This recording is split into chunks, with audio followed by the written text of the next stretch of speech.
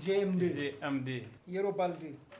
koko yamde 17 ɓe wotinoɓe fuɗɗino weeɓitugol juɓɓudiji ɗe woote e ngal duɗal EP franco arabe e o quartier Sébia Nord e nder gallure Sanoya ɗo wotinirɗe 4 hino joƴƴinano ɗo. Ceerno Mamadou Diallo hoorejo nde wotinirde ɗiɗaɓere hino artude ñallal ngal. A itti secteur ha heɓandema ɗo woto ɗen feƴƴiri no moƴƴiri guere ala sonko ala ha fewde ko min fewni ɗo ni min waɗi dépouillement e ko hedditi kon sattene ɗuɗal moƴƴa o andi golle ɗen wona ko weeli fi joni haray ko fi ɗum ɗon tun ɗumanni seeɗa satti seeɗa fi golle ɗen par ce que golle ɗen wona hoyɗe. Mariam Diallo ko daraninoɗo Abdoulaye Yero Balde hoorejo fedde Dawro Frondeg Front démocratique de Guinée. Depuis bimbi kamin feƴƴi e jam alhamdoulillahi sattene no ko bimbi kon tun seeɗa yimɓe ɓe wonno sunkude seeɗa fi turanguide mayno gandi jama so ɓennima woɓɓe feƴƴu woɓɓe wakkilotako ɓay déjà woɓɓe aray rangino depuis bimbi ko ɗum wonno probléme o quand même ɓay ɗo e compte gongol min darimo be compte min kontiti ɗo minen ɗo parti amen quand même min heeɓi min ñaami mais woɓɓe noon ɗum no e min tigui mi naniri men woɓɓe no wullitade wargol kadi haɓe wona bimbi ha kikile ara ñama ɗum no c'est pas bon. Haray gila hande ɓiɓɓe Guinée no tu'i noppi habbi juɓɓudiji ɗi ndu suudu DGE halfinandu yuɓɓugol ɗe woote yaltinta. Mamadou Diongas Ba Conakry, RFI.